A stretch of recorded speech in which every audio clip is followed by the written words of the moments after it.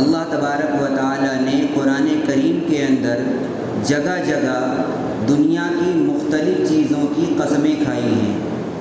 کہیں اللہ نے آسمان کی قسم کھائی، کہیں زمین کی قسم کھائی، کہیں پہاڑ کی قسم، کہیں سورج کی قسم، کہیں چاند کی قسم، کہیں فجر کے وقت کی قسم، کہیں عصر کی قسم، کہیں ضحیٰ چاشت کے وقت کی قسم۔ یہ مختلف چیزوں کی اللہ تعالیٰ نے قسم کھائی ہے۔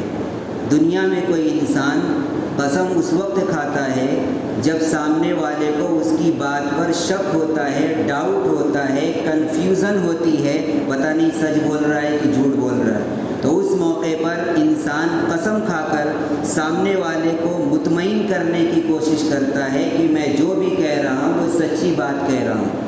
اللہ رب العالمین تو انتہائی سچے ہیں، ان کی کسی بات کے اندر کذب کا اور جھوٹ کا شائبہ تک موجود نہیں ہے۔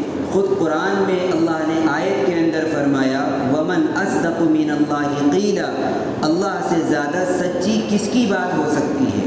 تو اللہ کو اپنی کسی بات کا یقین دلانے کے لیے قسم کھانے کی کوئی ضرورت نہیں ہے، کوئی حاجت نہیں ہے۔ اس کے باوجود اللہ نے یہ قسمیں کیوں کھائی ہیں؟ علماء نے اس کی وجوہات بیان فرمائی ہیں۔ حافظ ابن قیم رحمۃ اللہ علیہ نے التبیان فی اقسام القرآن کے اندر اس کی وضاحت فرمائی ہے کہ اللہ تعالیٰ کا کسی بات کے اوپر قسم کھانا یہ اس چیز کے اللہ کے نزدیک انتہائی اہم ہونے کی علامت ہوتی ہے۔